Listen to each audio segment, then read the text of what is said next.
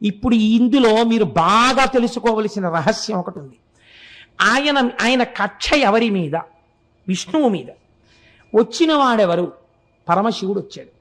విష్ణు రూపం రావాలి కదా, శివరూపంతో వచ్చి ఎందుకు చంపాడు అంటే, భగవంతుడికి 2 పేర్లు చెప్తారు. ఒకటి వామదేవ, ఒకటి వాసుదేవ. వాసుదేవ అంటే శ్రీమన్నారాయణుడు, వామదేవ అంటే పరమశివుడు. ఇప్పుడు మీరు చూడండి, వామదేవ వాసుదేవ ఈ రెండింటిలో ఒకటి విష్ణుతత్వాన్ని ఒకటి శివతత్వాన్ని ప్రతిపాదించడానికి మారిన అక్షరాలు ఏమిటి? వామదేవాలో వా దేవ ఒకటే, వాసుదేవాలో వా దేవ ఒకటే. ఇందులో మా మారింది, అందులో సు వచ్చింది. ఇందులో మా, అందులో సు. ఇప్పుడు మీరు ఈ సు పక్కన మా పెట్టండి. సుమ. సుమ అంటే ఏమిటి? సుమం అంటే పువ్వు. పువ్వు అంటే ఏమిటి? జ్ఞానం.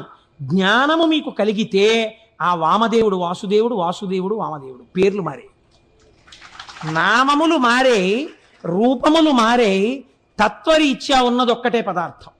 అందుకే శివలింగాన్ని పూజించి రాముడికి జోలికి వెళ్ళిన రావణాసురుడి 10 తలలు తెగిపోతున్నప్పుడు శివస్వరూపం ఆపదు. శివస్వరూపం జోలికి వెళ్ళి శ్రీ మహావిష్ణువు యొక్క పాదములు పట్టుకున్న శ్రీ మహావిష్ణువు వచ్చి శంకరుడు చేసేటటువంటి ప్రళయాన్ని ఆపడు. ఎందుచేత? ఉన్నదొక్కటే పదార్థము కనుక. ఏకో దేవ సర్వభూతాంతరాత్మ సర్వభూతాధివాస సాక్షీ చేతో కేవలో నిర్గుణశ్చ అంది వేదం. ఉన్నదొక్కటే పదార్థం, అవసరాన్ని బట్టి రూపాన్ని మారుస్తుంది. ఇక్కడ భీమః ఎటువంటి శక్తి ఉన్నవాడు, మీరు ఏం కోరుకుంటున్నారో అటువంటి శక్తి ఏదైనా మీకు ఇయ్యగలిగినటువంటి వాడు. కాబట్టి ఇప్పుడు ఆ స్థితిలో వచ్చి రాక్షస సంహారం చేసి తన భక్తుడైనటువంటి వాడికి రాజ్యాధికారం ఇచ్చి తదనంతరము మోక్షం ఇచ్చినటువంటి వాడు. ఇది పరమేశ్వరుడు ఈ భీమనామంతో ఏదైనా చేస్తుంటాడు. ఇది మనకి తెలియ చెప్పడానికే మూర్తి నాయనారు వచ్చారు. మూర్తి నాయనారు రోజుల్లో పరమతం వాళ్ళు రాజ్యం చేశారు. ఎక్కడా శివార్చన జరగడానికి వీల్లేదన్నారు. శివుడికి చందన సేవ ప్రీతిపాత్రం కాబట్టి శివాభిషేకం చేస్తే చందనం రాయాలి. పైగా శివాభిషేకం పూర్తి చెయ్యడానికి చందన జలాలతోటే పూర్తి చెయ్యాలి. చందనం కలిపిన జలాలతో తప్ప వేరొక దానితో పూర్తి చేయకూడదని ప్రమాణం. కాబట్టి చందనం లేకపోతే అభిషేకం జరగదు. పైగా అయిపోయిన తర్వాత విభూతి రాసి గంధం రాస్తారు చల్లతనానికి. కాబట్టి ఎక్కడ గంధం చెక్కలు దొరకకుండా చేశాడు రాజు. శివార్చనలు ఎవరైనా రహస్యంగా ఇళ్లలో చేస్తుంటే గంధం లేకపోతే అభిషేకం జరగదని. మూర్తి నాయనారు రాజ్యం అంతా వెతికాడు, ఎక్కడ ఇంత గంధపు చెక్క కూడా దొరకలేదు. ఆయనకి బాధ కలిగింది. గంధపు చెక్కని తీసుకొచ్చి సాన మీద పెట్టి రాస్తే అరిగిపోయి సువాసనతో కూడినటువంటి నజ్జునిస్తోంది. ఈశ్వరుడు ఇచ్చినటువంటి చెక్క నాకు ఉంది, నేను నా మోచేతిని సాన మీద అరగతీస్తాను, వచ్చిన నజ్జుని శివుడికి అలంకారం చేస్తాను, అభిషేకం చేస్తాను గంధంగానని తన మోచేతిని అరగదీశాడు. అరగదీస్తుంటే చర్మం చిట్లిపోయింది, రక్తం కారిపోయింది, మాంసం పక్కకి తప్పుకుంది, ఎముక అరిగిపోతుంది. ఇహ చూడలేకపోయాడు శంకరుడు. తాను ఆయన పెట్టుకున్న పార్థివలింగంలోంచి బయటికి వచ్చి గబగబా చేయి పట్టుకున్నాడు. పట్టుకుని, ఎంత సాహసం చేశావయ్యా, గంధపు కర్ర దొరకలేదని, గంధపు కర్రలు దొరకకుండా రాజు చేశాడని నీ చేతిని సాన మీద అరగదీశావు. రేపటి రోజు నుంచి ఎక్కడెక్కడ ఎలా శివార్చనలు కావాలంటే అలా చేసుకునే విధంగా ఈ రాజ్యాన్ని మారుస్తాను. ఒక్కరోజు, రేపటి రోజు అలా జరుగుతుందన్నాడు. అంతే. ఆ రాత్రి పడుకున్నాడు మూర్తి నాయనార్, రాజు పడుకున్నాడు. మూర్తి నాయనార్ ప్రాతకాలంలోచి శివాలయంలోకి వెళ్ళాడు. ప్రాతకాలంలో రాజు హంసతూలికా తల్పం మించి నిద్ర లేవలేదు.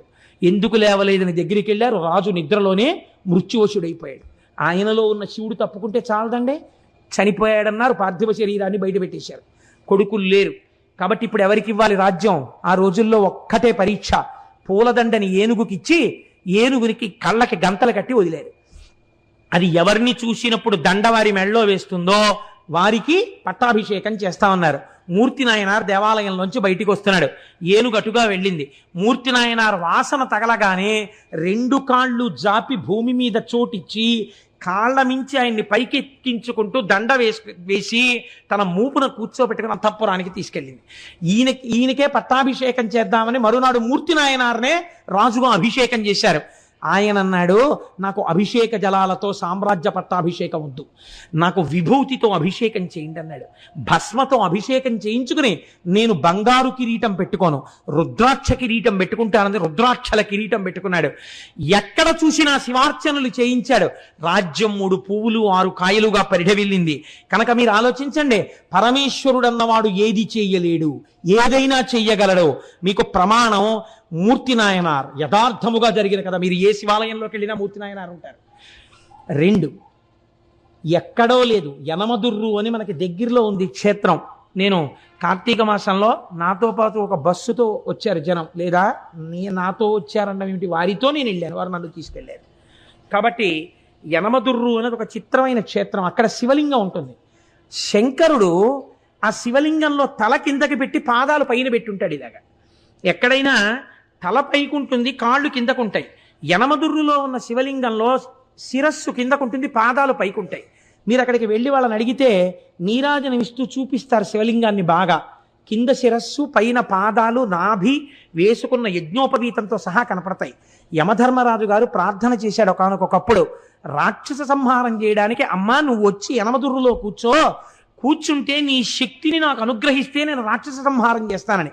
అంటే అమ్మవారు శంకరుడు యోగనిష్టలో ఉండి ఆయన ఆ సమయమునందు శీర్షాసనం వేసి ఉన్నాడు. తల కిందకి పెట్టి కాళ్ళు పైకి పెట్టి కాళ్ళు పద్మాసనం వేసుకుని ఉన్నాడు. ఇలా పొడుగ్గా కూడా పెట్టలేదు. అలా కూర్చున్నటువంటి పరమశివుణ్ణి చప్పుడు చేయకండి, స్వామి యోగనిష్టలో ఉన్నాడు, నేను ఒక్కదాన్ని రావడం ఎప్పుడూ ఉండదు, ఈయనతో కలిసి రావాలి అని సుబ్రహ్మణ్యుడు చంటి పిల్లవాడు ఏడుస్తున్నాడు. ఏడుస్తున్న సుబ్రహ్మణ్యుణ్ణి ఒళ్ళో పడుకోపెట్టుకుని స్తన్యమిస్తూ శంకరుణ్ణి ఓ చిక్కన్ లాంటి దాంట్లో పెట్టుకుని ఎత్తి పట్టుకొచ్చేసింది ఆవిడ శక్తి స్వరూపం. ఎత్తి పట్టుకొచ్చి దేవాలయంలో పెట్టి కూర్చుంది. తానే ఒక పుష్కరిణి సృష్టించింది. మీరు కోటేశ్వరారు అబద్ధాలు చెప్పారంటే మీరు యనమదుర్రు వెళ్ళండి, నాతో ఎందరో వచ్చారు, ఇక్కడ ఉన్నారు సభలో వాళ్ళు, మా ప్రసాద్ బాబు గారు ఉన్నారు కదా, ఏం ప్రసాద్ బాబు గారు వాడు అబద్ధం చెప్పట్లేదని చెప్పరేం మీరు. కాబట్టి అక్కడ ఆ ఎదురుగుండా ఉన్న కోనేటిలో ఉన్న నీటితోనే అన్నం వండుతారు స్వామికి మహానైవేద్యానికి. ఆ నీళ్లతో వండకుండా మీరు ఎంత గొప్ప అగ్నిహోత్రం మీద ఎంత గొప్ప మినరల్ వాటర్ తీసుకొచ్చి వండినా సరే రాత్రి వరకు వండినా బియ్యం ఉడకవు అక్కడ. ఇప్పటికీ కూడా ఎదురుగుండా ఉన్న కోనేటిలో నీటితోనే అన్నం వండుతారు. ఇప్పటికీ మీరు కవచం తీసి చూపించమంటే చూపిస్తే సుబ్రహ్మణ్యుడిని పడుకోబెట్టుకుని పాలిస్తూ ఉంటుంది అమ్మవారు. పక్కన నిశ్శబ్దంగా శంకరుడు యోగనిష్టలో ఉంటాడు. అక్కడ మనం వెళ్ళినప్పుడు కూడా అంత మర్యాదగానే ఉండాలి, ఎక్కువ చప్పుడు చేయకూడదు.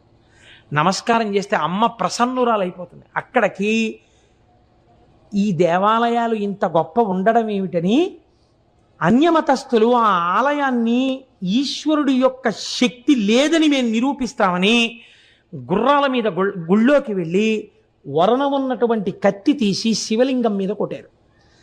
లోపలికి దగ్గరగా ఒక 200 మంది చొరబడి కొడితే చిత్రం ఏమిటో తెలుసా అండి, శివలింగం పగిలిపోవాలి. శివలింగం మీద కత్తి వాటు పడింది, ఇలాగా తెగిపోతే ఎలా పడుతుందో అలాగే పడింది. పక్కన అమ్మవారు ఉంది అంతే, ఎక్కడ నుంచి పడ్డాయో తెలీదు. పెద్ద పెద్ద బండరాళ్ళు పడి లోపలికి వెళ్ళిన 200 మంది నజ్జైపోయారు. శివలింగం అలాగే ఉంది. మీరు ఇప్పటికీ ఆ కవచం తీసి చూపిస్తే వాళ్ళని అడిగితే చూపిస్తారు, కత్తివాటు ఉంటుంది శివలింగం మీద. అమ్మవారు ఇప్పటికీ శక్తి స్వరూపిణి అయి ఆ యనమదుర్రు గ్రామంలో లోకాన్ని కాపాడుతూ ఉంటుంది.